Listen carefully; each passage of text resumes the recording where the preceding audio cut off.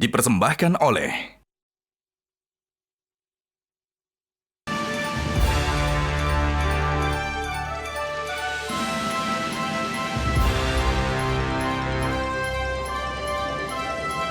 Terima kasih pemirsa, Anda kembali menyaksikan live event sidang tahunan MPR RI dan sidang bersama DPR DPD RI. Langsung saja kembali kita berdialog.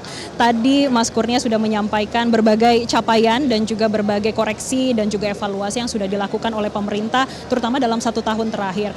Pak Jai, menarik yang tadi Mas Kurnia sampaikan terkait dengan bergotong royong. Bagaimana penilaian Anda dalam 1 tahun terakhir ini? Iya, saya kira memang itu kan salah satu prinsip dasar kehidupan masyarakat Indonesia ya, gotong royong. Nah cuma memang seringkali kita menafsirkan gotong royong itu beda-beda. Menurut saya gotong royong itu bukan berarti satu suara ya semua hal. Kenapa? Kalau satu suara semua hal itu tindakan-tindakan kita bisa jadi nggak ada yang memperbaiki kalau ada yang salah. Karena itu dalam gotong royong itu ada yang kritis, ada yang menjalankan kegiatan, ada yang tukang teriak-teriak gitu kan. Nah semua itu harus dihargai sebagai bagian dari gotong royong itu sendiri. Jangan ada pihak yang merasa dia lebih nasionalis daripada yang lain.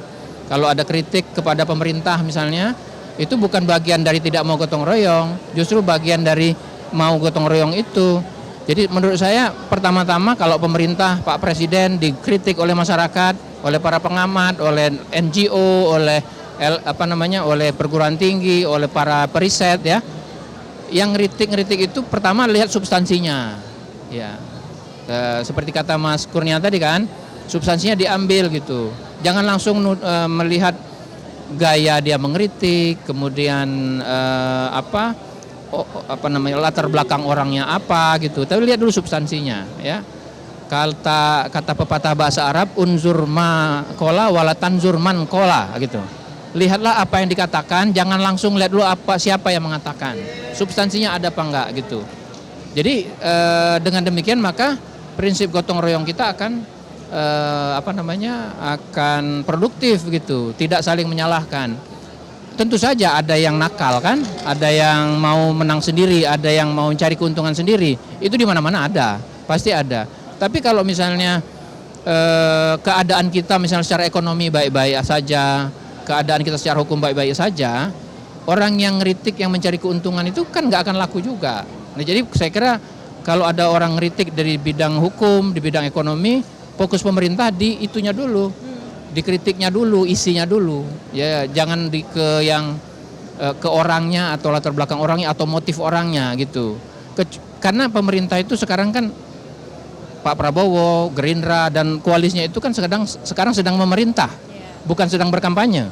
Kalau berkampanye memang sih, kalau berkampanye salah satu strateginya untuk melawan orang yang beda dengan kita, dilihat latar belakang dia apa, motifnya lalu kita cari segala macam.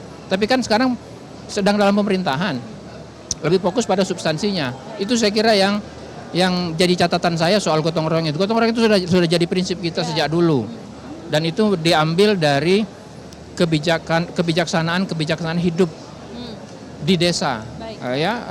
Salah satu prinsip gotong royong dalam ekonomi itu diformulasikan oleh Bung Hatta menjadi koperasi, gitu kan? Dalam bukunya Demokrasi Kita misalnya itu jelas bahwa gotong royong salah satu prinsip. Tapi gotong royong bukan berarti setiap orang satu suara 100%, nggak gitu.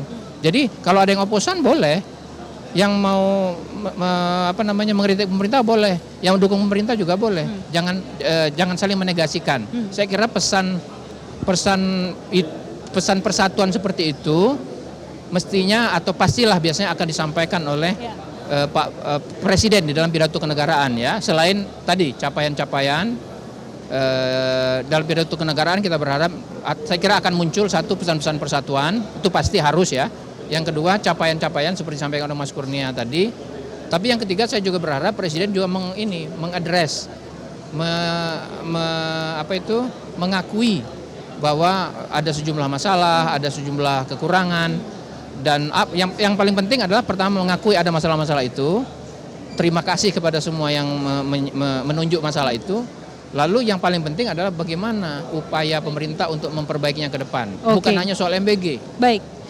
Mas Kurnia, kira-kira selain capaian, apakah Presiden juga akan menyampaikan tantangan yang akan dihadapi ataupun yang sudah dihadapi selama 1 tahun belakangan ini ataupun hampir 2 tahun belakangan ini, Mas? Ya, saya mau masuk sedikit tadi apa yang disampaikan oleh Pak Jayadi ya, soal bagaimana pemerintah melihat pandangan-pandangan masyarakat selama ini.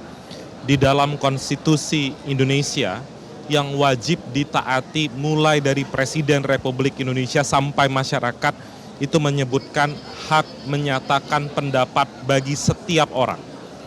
Turunannya ada Undang-Undang Hak Asasi Manusia juga berkata demikian.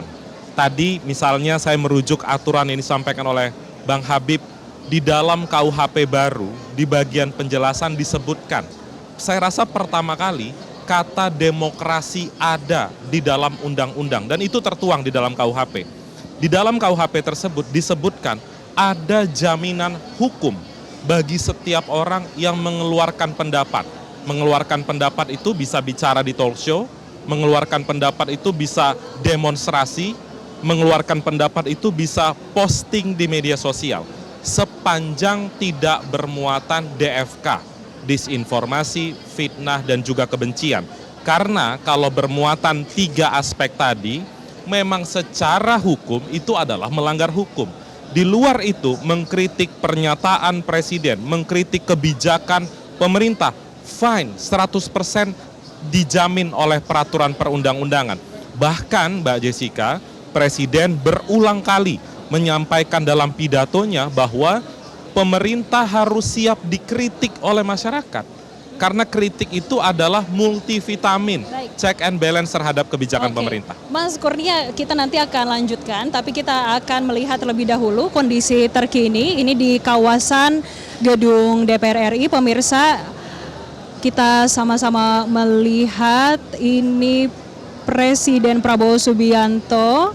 Ini sebentar lagi akan sampai di gedung DPR untuk melakukan sidang tahunan MPR, sidang bersama DPR dan DPD RI.